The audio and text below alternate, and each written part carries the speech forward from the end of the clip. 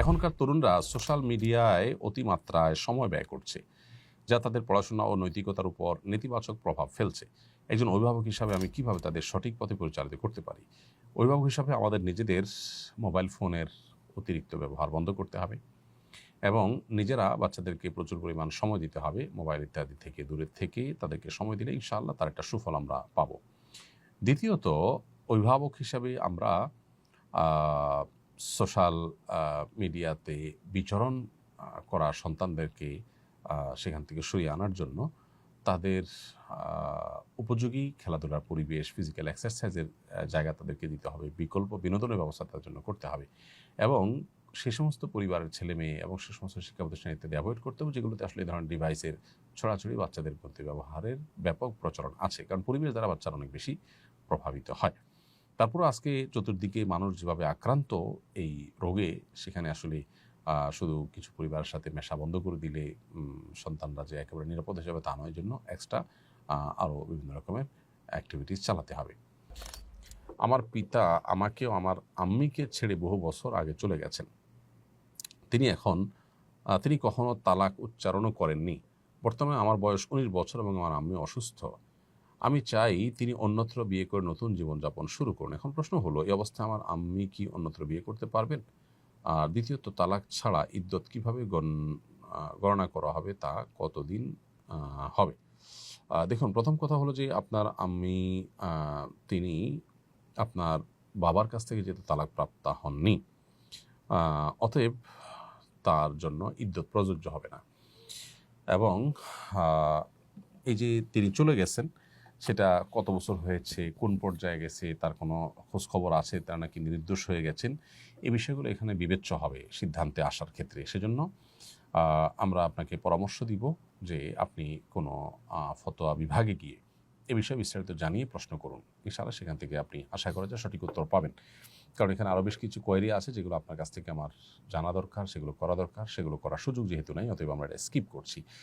যদি এমন হয় যে তিনি বেঁচে আছেন এবং নিরুদ্দেশ নন, তাহলে সেক্ষেত্রে তার কাছ থেকে যে কোনোভাবে বিচ্ছেদ নেওয়ার, মৌখিকভাবে বিচ্ছেদ নেওয়ার হলেও চেষ্টা করতে হবে। তারপরে আপনি অন্যত্র বিয়ের চিন্তা করবেন। মহসিনা আক্তার মোমো আপনি লিখেছেন, আমার বাবার 3 ভাই 2 বোন। আমার বাবা মারা গেছেন 1 বছর হয়েছে, কিন্তু এখনও আমাদের প্রাপ্য জমি বুঝে দিচ্ছেন না। আমার প্রশ্ন হচ্ছে, আমার বাবার কেনা জমি কি আমার চাচা এবং ফুফুরা পাবেন? বোন মহসিনা আক্তার, প্রথম কথা হলো, আপনার বাবার মৃত্যুর পর সেই সম্পদ ভাগ বন্টন করা এটা আপনাদের অধিকার। এখানে আপনার চাচা বা ফুফুরা তারা বাধা দেওয়ার কোনো নৈতিক কারণ নেই। কোনো ব্যক্তির মৃত্যুর পর তার যদি ছেলে মেয়ে থাকে, সন্তান থাকলে সেক্ষেত্রে ভাই বা বোন কিছু পান না। অতএব আপনার বাবার সম্পদে আপনার চাচা, আপনার ফুফুরা কিছুই পাবেন না, যেহেতু আপনারা বেঁচে আছেন। অতএব আপনার বাবার সম্পদ যদি হয়ে থাকে, সেক্ষেত্রে এক্ষেত্রে আপনাদেরই অধিকার মূলত। মেয়ে মানুষ যদি আপনি একা হন, যে আপনার কোনো ভাই নাই, হ্যাঁ, তাহলে ভিন্ন হতো, কিন্তু আপনি যেহেতু ভাই আছে বলেছেন, তাহলে সেক্ষেত্রে তারা পাবেন না। ইলিন তাহসিন আপনি লিখেছেন, আমার মা বাবার 23 বছরের সংসার। আমার বাবা আমার আম্মু ও আমাদের 2 বোনকে অনেক কষ্ট দেয়, নির্যাতন করে, ঠিকমতো ভরণ পোষণ দেয় না। আমার আম্মু ও আমি সন্তান হিসেবে কি কাজ বা আমল করলে আমার বাবা চিরদিনের জন্য ভালো হয়ে যাবে? কি করলে পরিবারের রহমত ও সুখ শান্তি থাকবে?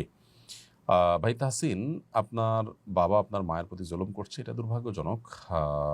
এটার জন্য প্রথমত আপনারা, যেহেতু আপনার বয়স 23 হয়ে গেছে, আপনি টিউশনি করে হলেও, ছোটোখাটো কাজ করে হলেও আপনার মায়ের ভরণ পোষণ দেওয়া, তার কষ্ট লাঘবের চেষ্টা করবেন। সেই সাথে আপনার বাবাকে ভালো করার জন্য নিজেরা যদি সেরকম পরিস্থিতি পরিবেশ হয়, তাহলে তাকে বোঝাবার চেষ্টা করবেন, আর না হলে অন্য কাউকে দিয়ে তাকে বোঝাবার জন্য আপ্রাণ চেষ্টা করবেন। মসজিদের ইমাম সাহেব, আশেপাশে যে সমস্ত মানুষগুলো আছে, অথবা যাদের প্রভাব আপনার বাবার উপরে আছে, সে সমস্ত লোকগুলোকে দিয়ে বোঝানোর চেষ্টা করবেন। ওলামা ইকরামের বক্তব্য শোনানোর চেষ্টা করবেন, বিভিন্ন কৌশলে তাকে কাউন্সেলিংয়ের চেষ্টা করবেন এবং সবশেষে আল্লাহর কাছে দোয়াও অব্যাহত রাখবেন। এরপরও যদি কোনো উপায়ে তিনি সংশোধন না হন, তাহলে সেক্ষেত্রে সন্তান হিসেবে বাবার শাসনের দায়ভার আপনার কাঁধে নেওয়ার সুযোগ কিন্তু নেই। সবর আপনাদের করতে হবে এবং আপনার মাকেও সেই সাথে বোঝাবেন যে দুনিয়া এটা জান্নাত নয়, সেখানে সব কিছু মন মতো হয় না, বিধায় সবরের কোনো বিকল্প ইমানদারের জন্য নেই, বিধায় সবরের পথটাকে অবলম্বন করতে হবে। সোমাইয়া চৌধুরী আপনি লিখেছেন, কিছু কিছু মানুষকে মাফ করতে চায় কিন্তু মনে হয় তাদের মাফ করলে নিজের উপর অবিচার করা হয়, এক্ষেত্রে করণীয় কি? শয়তান এটা আমাদেরকে বোঝায়। আল্লাহ সুবহানাহু ওয়া তাআলা সবসময় আমাদেরকে মাফ করতে উৎসাহিত করেছেন। আল্লাহ বলেছেন, খুযিল আফওয়া ওয়া'মুর বিল উরফি ওয়া আ'রিদ আনিল জাহিলিন। তোমরা ক্ষমার দিকটাকে গ্রহণ করবে সবসময় এবং ভালো কাজের নির্দেশ মানুষকে দিবে এবং যারা মূর্খতার সুলভ আচরণ করেছে তাদেরকে এড়িয়ে চলবে। আল্লাহ সুবহানাহু ওয়া তাআলা অন্য আয়াতে বলেছেন, ইন্নাল্লাহা ইউহিব্বুত তাওয়াবিন ওয়া ইউহিব্বুল মুতাতাহহিরিন। আল্লাহ বলেছেন, আল্লাহ তাআলা ক্ষমাশীলদেরকে পছন্দ করেন, সেরকম আয়াত রয়েছে। অতএব আল্লাহ তাআলা তার নেককার বান্দাদের প্রশংসা করতে গিয়ে বলেছেন, ওয়াল আফিনা আনিন নাস, যারা মানুষকে ক্ষমা করে তাদেরকে আল্লাহ তাআলা নেককারদের কাতারে শামিল করেছেন। এজন্য মাফ করার চেষ্টা করতে হবে। শয়তান আমাদেরকে নানাভাবে প্রলুব্ধ করে আমরা যেন ক্ষমা না করি। নিজের ভিতরে যে অবিচার হবে মনে হয়, না, সবর করবেন এবং ক্ষমা করবেন, সেদিকটাই ভালো। আল্লাহ সুবহানাহু ওয়া তাআলা সবসময় সেটিকে আমাদেরকে প্রায়োরিটি দিতে বলেছেন। আল্লাহ বলেছেন যে, ফাইন আকিবতুম ফাআকিবু মিসলা মা আকিবতুম বিহি, ফাআকিবু মিসলা মা আকিবতুম বিহি। যদি তোমাদেরকে কেউ কষ্ট দেয় তাহলে তোমরা সে পরিমাণ কষ্ট দিতে পারো যেটুকু সে দিয়েছে, সমান সমান দিয়ে তুমি প্রতিশোধ নিতে পারো। কিন্তু ওয়ালাইন সাবারতুম লাহু খায়রুল লিস-সাবিরিন, যদি ধৈর্য ধারণ করো সেটা হবে সবচেয়ে উত্তম। মেয়ের নাকের নিচে গোফের মতো থাকে, সেগুলো কাটা যাবে কিনা? প্রথম কথা হলো যে আপনার নাকের নিচে যদি গোফ উঠে যায় কোনো মেয়েদের এবং সেটা চোখে পড়ার মতো হয়, তাহলে এটা তার বলতে পারি আমরা শারীরিক ত্রুটি। অতএব এইটা কাটা যাবে, বরং কেটে ফেলাটাই উত্তম, পুরুষদের সাদৃশ্য যেন না হয়। অনেক উলামা ইকরাম যেন ইমাম ইবনে আবিদিন শামী রাহিমাহুল্লাহ ফতোয়া শামীতে এটাকে মুস্তাহাব বলেছেন। লিপি আক্তার নূপুর আপনি লিখেছেন, পিতামাতা যদি সন্তানের সাথে বৈষম্য করে তাহলে ইসলাম কি বলে? পিতামাতাও যদি বৈষম্য করে সেটা অন্যায়, অন্যায়, অন্যায় সর্বাবস্থায়।